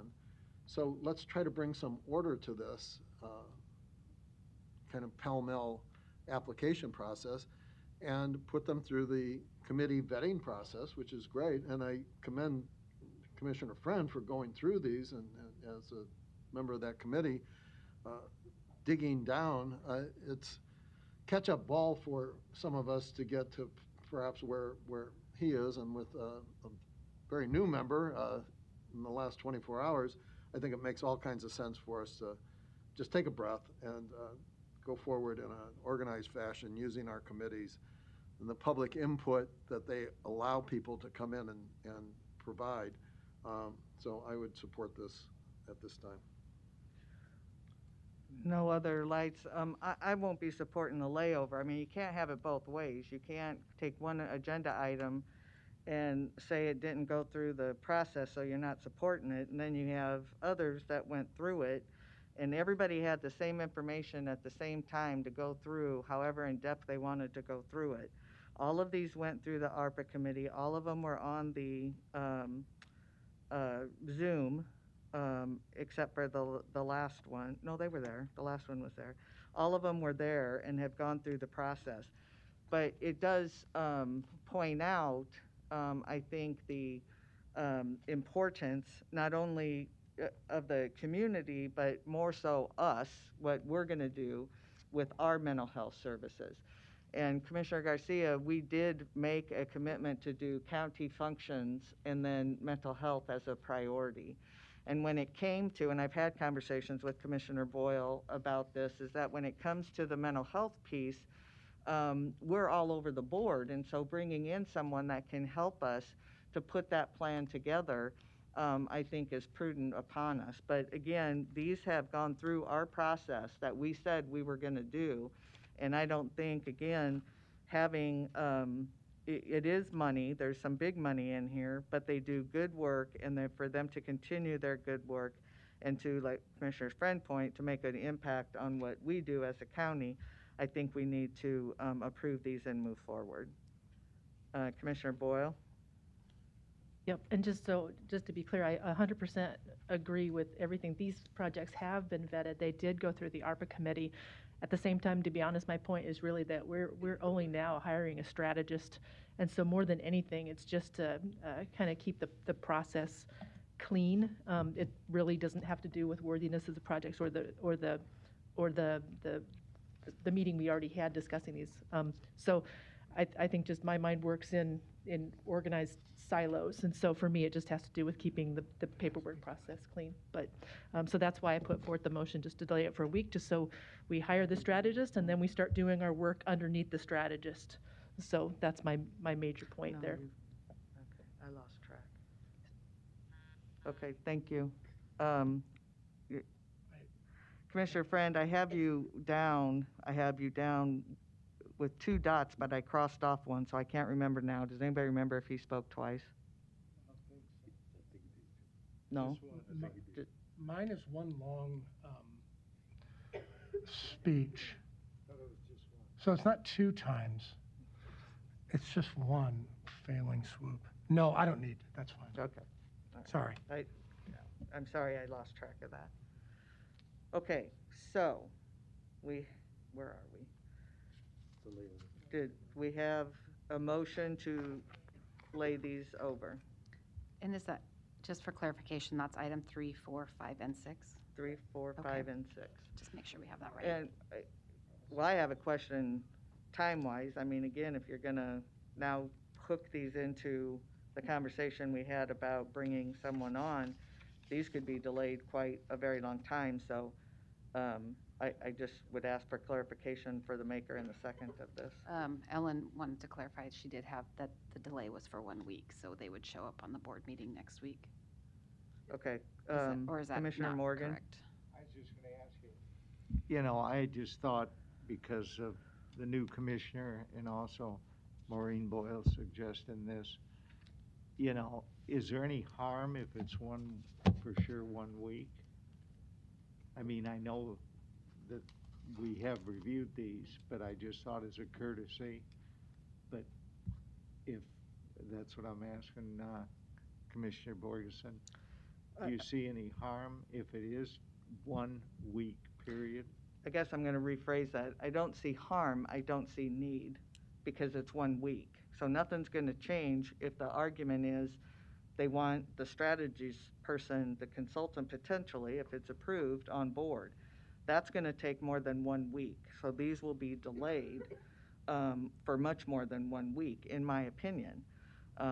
So again, if it's the process everybody was concerned about, we went through the process with these Right. four. I know And they that. did what they were asked to do. And this board did what we said we were going to do. And so I don't think it's fair to delay these. And again, I don't want to use the word harm because I don't think it's quote harm. I think it's more in line with what we said we were going to do and doing it. Okay. So the motion has been rescinded. Okay. We do have a motion, which I believe if I go back, it was Commissioner Rogers and Commissioner Friend that seconded it. Madam Chair. Did you have that? If you can you do 6 separately? I need to abstain on that. Yes. Oh, yeah, that's right, you're on the board. Okay, so we have them, why don't you redo a motion to approve 3, 4, and 5. Yes, so move. Second. Any questions about 3, 4, and 5? Please vote.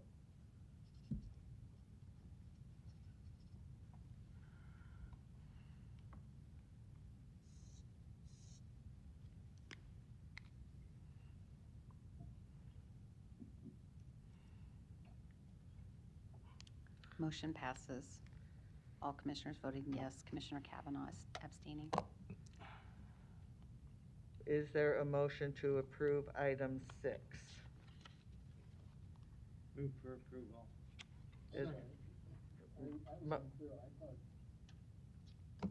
Six was in there. No, we just took it out. So I would ask for my vote to be changed to yes then. Okay.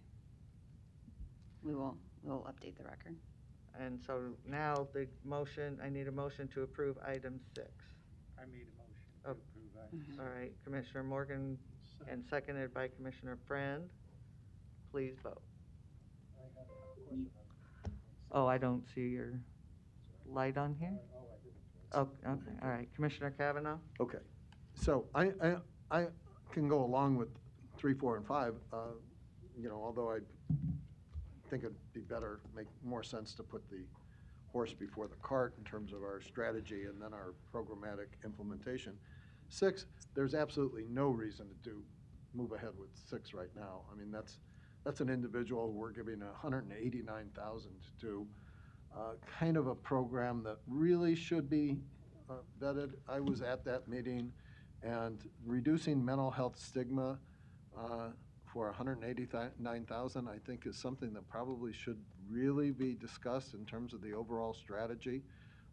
This young woman came to us, and my hat was off to her. She was in her home, in her kitchen with her child, and proposed that we give her $189,000 to reduce mental health stigma. I think that these are the kinds of things that if we go down this road, we can, really have problems putting money out there, that there is no absolute need for us to do this today without consulting a $75,000 consultant that we're planning to bring on board for the strategy of this. So when I voted before, and I've asked that my vote be changed to support for 3, 4, and 5, those were a little different than 6. 6 is really, there's a question of whether or not that fits into our priority for mental health overall for $189,000 for kind of a amorphous program.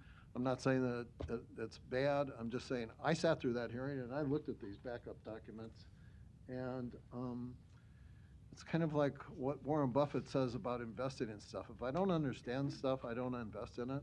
Well, I'm not sure that the documents After mine. add up to 189,000 of our hard-earned taxpayers' money for a mental health thing that, we're going to have much, much bigger, more immediate, here are people that are seeing doctors and are occupying beds in our facilities, mental health things, than something like this. So that would be my, let's at least lay this one over idea would be there's no fire, and not having this 189,000 go to this young woman today doesn't cause the community any hardship, but it might down the road be 189,000. It might be something to consider in other mental health contexts that we would come across in our strategic planning process that we're going to invest in. So I would move to lay that one over. And, in order to give us an opportunity to discuss it in committee, make it next week. Not right. This is on a new item, but there is lack of a second on that motion. We'll move to Commissioner Friend for comments on the item. Yeah, thank you again, Madam Chair. I wanted to make a quick clarification because I don't think I made it earlier on. There's value in this mindset and this thought process to bring consultants in. We do it all the time. We'll probably do it again. But I'm going to be so bold and so arrogant to say I don't need the consultant standing in front of me to make a value judgment on whether we think a program is going to be decent or not for our community. And Commissioner Kavanaugh just made a valid argument that Section 6 or Item 6 and the well-being partners needs more analysis. Well, we can have that discussion and maybe more analysis is needed, but it depends on the will of the board. I don't need it. I've investigated this, and look, again, let me just reiterate one final time. This will be every meeting we have because there's going to be winners and losers here. Somebody gets the money because they do good work. Somebody doesn't get the money. And by the way, they do good work too. So we're going to have tons of winners. We're going to have tons of losers. And delaying it, I guess, do we want to not give them the money this week and then give it to them next week? Or do we not want to give them the money this week and not give it to them next week? Who jumps in front here? We vetted these guys in a ARPA subcommittee meeting. I don't know, you guys.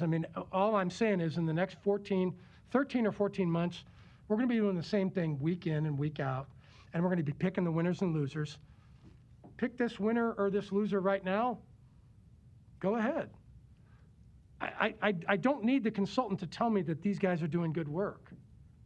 So I guess I'm not saying Commissioner Kavanaugh's wrong. We'll see what the board, decides to do. But I am saying that there's an inevitability here. As time goes on, these arguments are just going to continue and continue and continue. We can't get rid of them. It's going to keep happening. My point is I think we better get used to it. So we're hired to make decisions. We're hired to make decisions for our constituency. I would respect the decision that Commissioner Kavanaugh makes and all of you guys make. I just don't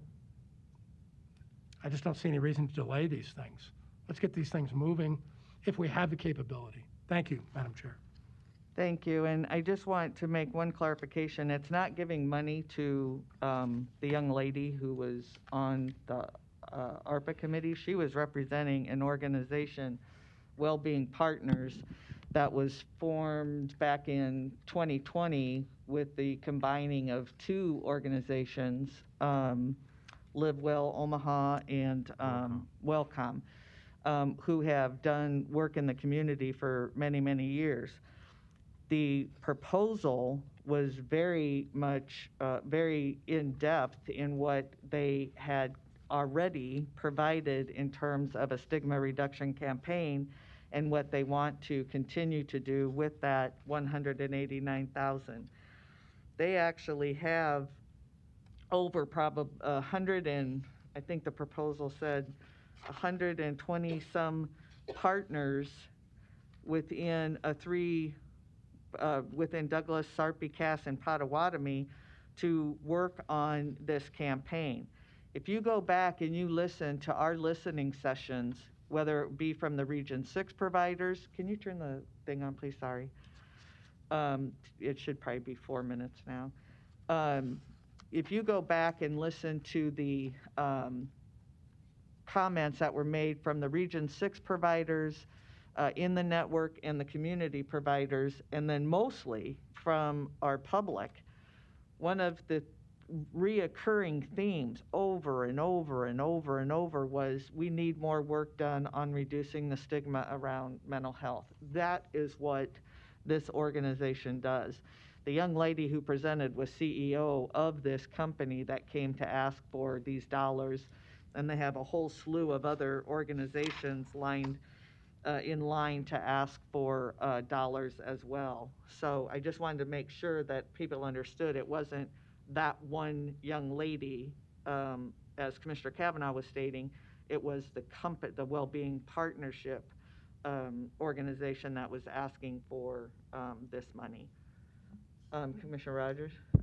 Thank you, Madam Chair. And just to fill in a little more, I'll be abstaining because I sit on that board, but I missed the meeting where this was moved up. But I just like to tell everybody that this is actually before ARPA.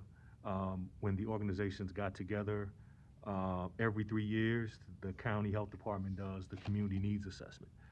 This is the 3rd year, and this is the year that we put it back out in the field. So this assessment was done out in 2018. And from 2018, one of the leading issues of the assessment was mental health in general. In addition to the responses from that survey that were put out to the community, they were put out to Douglas County, Sarpy County, and Potawatomi County in the greater area. In addition to those,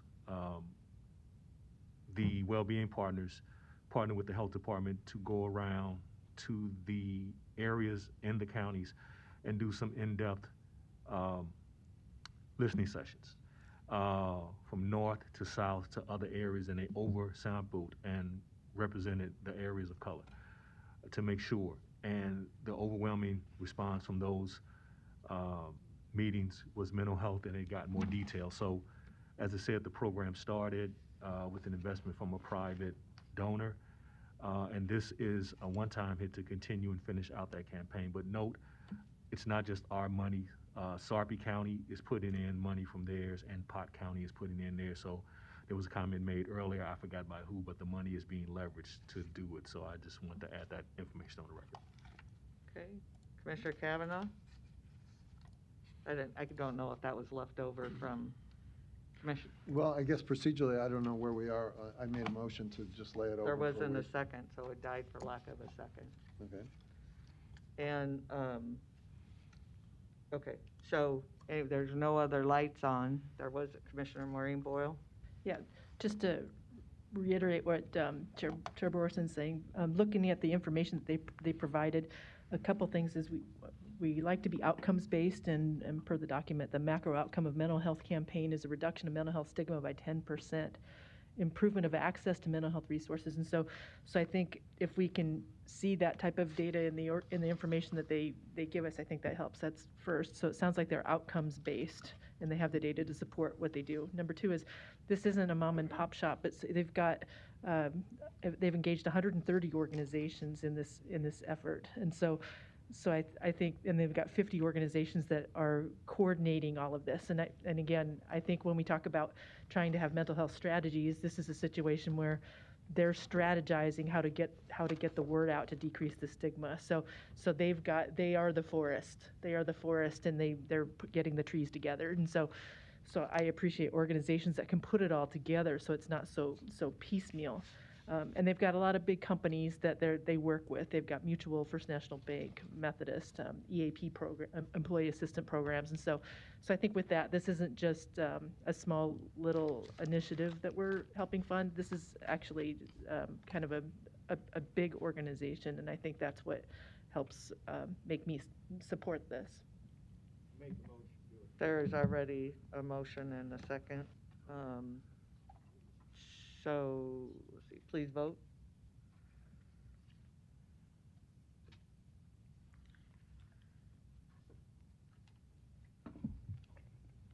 Sorry, I need to abstain. Motion passes. We will set the record to show that Commissioner Rogers abstains. And he stated why he abstained. Yes, he did. Just so we're Yeah. clear, my vote on the 3, 4, and 5 is yes. Madam Clerk? Yes, thank you. On that subject of reducing the stigma, I do want to just take a moment and let you know that I've been working with Leah to do our next board's listening session, and it is centered and focused around that stigma reduction issue. And so we hope to have that, I think we're looking at the 9th potentially with the public. So again, more good information that will help us. With that, we'll move to Human Resources, the weekly personnel from Civil Service as presented. Legislative, we do have need for an executive session for litigation and labor negotiations. Motion to go into executive session for litigation and labor. Is there a second? Second. Motion by Commissioner Rogers, seconded by Commissioner Friend. Please vote.